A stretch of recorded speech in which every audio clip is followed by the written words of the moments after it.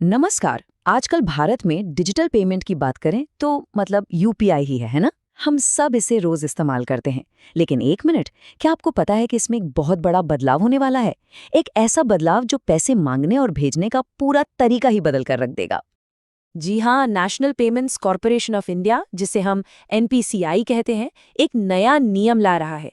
और इसका असर किसी एक दो पर नहीं बल्कि करोड़ों यूजर्स पर पड़ेगा। तो चलिए समझते हैं कि आखिर ये बदलाव है क्या, और सबसे जरूरी, इसकी जरूरत पड़ी ही क्यों। तो ये तारीख इसे कहीं नोट कर लीजिए या याद रख लीजिए। 1 अक्टूबर 2025, क्योंकि इसी दिन से यूपीआई यूज करने का एक बहुत ही आम मतलब जो हम सब करते हैं वो तरीका हमेशा के लिए बदल जाएगा। तो सबसे बड़ा बदलाव क्या है? वो ये है कि यूपीआई का कलेक्ट रिक्वेस्ट फीचर अब बंद हो रहा है। हाँ, ये वही फीचर है जिससे कोई भी किसी को पैसे भेजने के लिए रिक्वेस्ट भेज सकता था। अब ये हमेशा के लिए खत्म किया जा रहा है। अच्छा, तो थोड़ा सा रिवाइंड करते हैं, ये कलेक्ट रिक्वेस्ट आखिर था क्या। बहुत सिंपल है।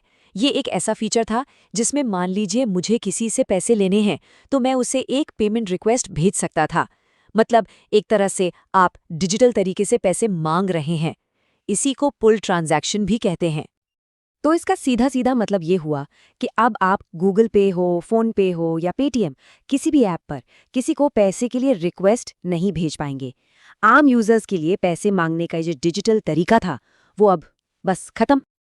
अब सबसे बड़ा सवाल, आखिर इस फीचर को बंद क्यों किया जा रहा है? ये तो काफी काम का था, है ना? इसका एक ही और सबसे बड़ा कारण है ऑनलाइन फ्रॉड।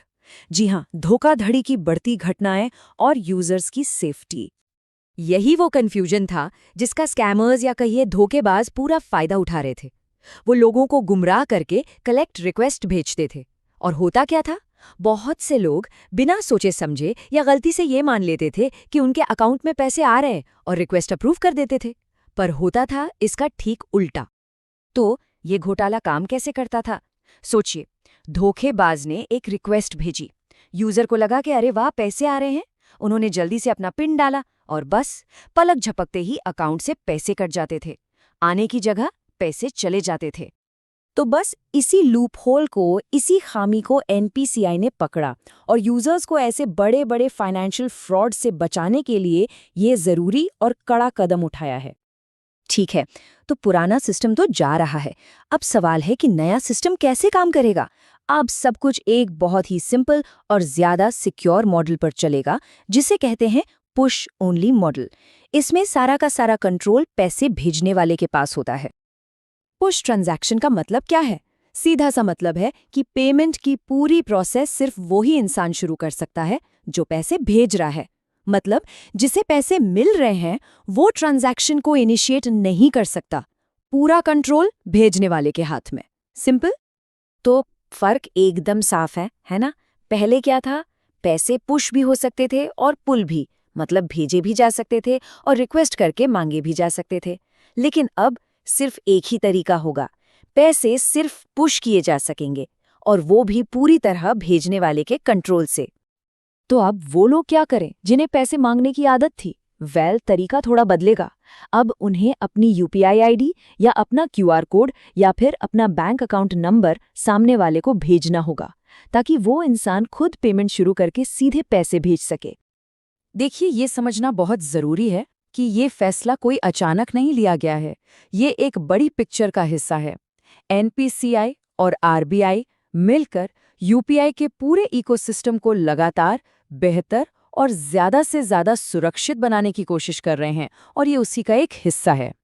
अगर हम हाल के कुछ और नियम देखें तो ये बात और साफ हो जाती है।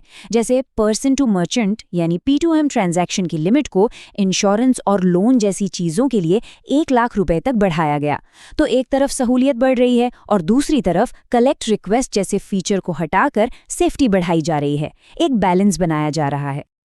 हाँ, ये बात तो है कि शुरू में थोड़ी दिक्कत हो सकती है, आदत बदलने में टाइम लगता है। लेकिन सोचकर देखिए, लंबे समय में इसका फायदा कितना बड़ा है। एक ज्यादा सिक्योर डिजिटल पेमेंट का माहौल जो हम सबके लिए बनेगा, और मेरे ख्याल से ये छोटी मोटी असुविधा से कहीं ज्यादा जरूरी है। तो चलिए एक बार फटाफट से सारी जरूरी बातें दोहरा लेते हैं। सबसे पहली बात, कलेक्ट रिक्वेस्ट 1 अक्टूबर 2025 से खत्म। क्यों? क्योंकि इससे फ्रॉड को रोकना है। अब सारे P2P पेमेंट सिर्फ पुश ट्रांजैक्शन होंगे और पैसे पाने के लिए अपनी UPI आईडी या QR कोड शेयर करना होगा।